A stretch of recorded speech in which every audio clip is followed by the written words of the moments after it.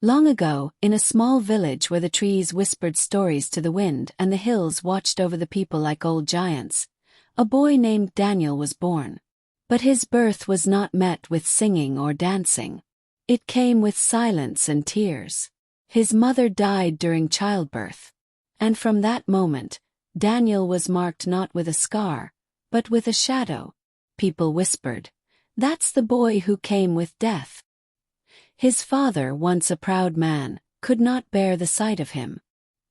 "He stole her from me," he would say with a bitter voice. "I don't want him."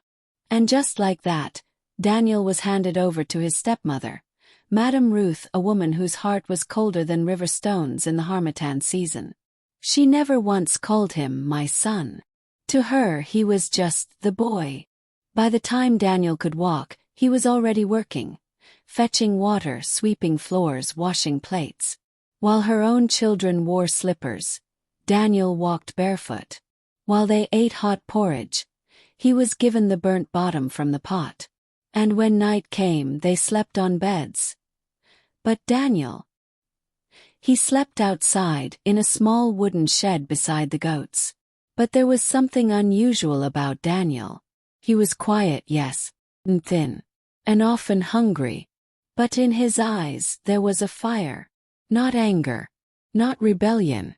It was hope, hunger for something bigger. Every morning, he would finish his chores early and sneak toward the school compound. He never went in. He just stood outside the wooden fence, watching the children sing and learn, watching the chalk dance across the blackboard. He would trace the letters in the sand with his fingers, pretending he was one of them. He had no slate, no pencil, no shoes. But he had a dream.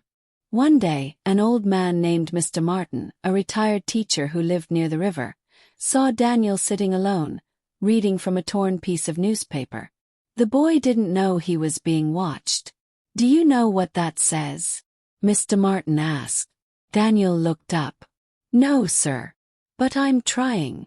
Mr. Martin nodded slowly, impressed. "Come tomorrow. I'll teach you." And from that day on, Daniel had his first real teacher. They met under a large mango tree behind the old church. There was no classroom, no chairs, just one broken desk and two determined souls. Mr. Martin taught him letters, numbers, stories. And Daniel drank them in like cold water on a hot day. But his joy didn't last long. One night, Madame Ruth saw one of his notebooks. "Is this what you've been wasting time on?" she snapped. "Books. As if you're one of those rich people's children." Before Daniel could explain, she threw all his belongings outside. "You want to learn? Then go and live with your books." That night, Daniel slept behind the village market stall. The stars blinked above him. The ground was cold, but the fire in his eyes, still burning. He didn't cry. He whispered to himself, "I will not give up." From then on, Daniel worked small jobs, carrying firewood, washing clothes, sweeping yards, just to save money. He hid his coins in a calabash buried near the mango tree. He bought a second-hand shirt. He borrowed a torn school bag from a kind neighbor. He patched his own trousers with needle and thread. And one Monday morning, Daniel walked into the village school.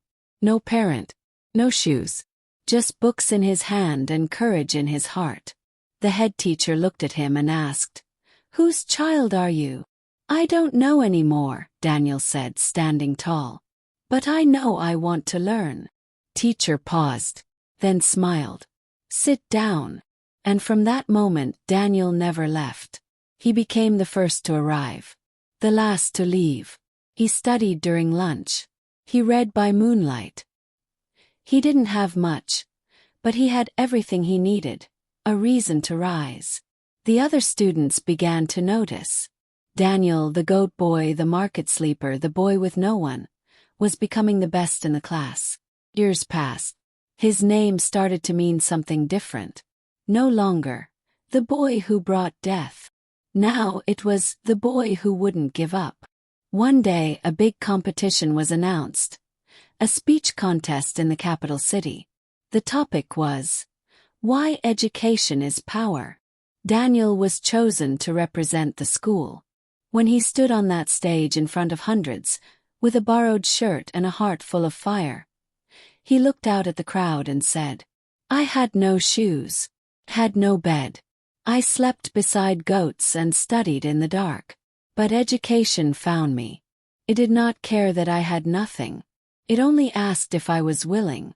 And I was. Because education is not for the lucky. It is for the ready. And I was ready." The hall was silent. Then they stood. They clapped. They cried. Daniel won. When he returned home, the same villagers who once whispered behind his back came out to greet him. Even his father, older now, bent and quiet, stood at a distance. "I didn't know what I had," he said softly. Daniel looked at him and replied, "It's not what you had. It's what I chose to become." Years later, Daniel built a school in that very village. He called it the Firelight School, for children like him, those born with nothing but a dream. And under the mango tree where it all began, there is now a sign that reads, "No one is too poor to dream. No one is too broken to rise." And when the children ask, "Sir, how did you become who you are?" Daniel smiles, eyes still glowing, and says, "Because I never let the world put out the fire in my eyes." Well, viewers, that's the end of this story. If you enjoy the story, don't leave without subscribing to my channel. Do well to like, share and comment the lessons you have learnt below. Bye.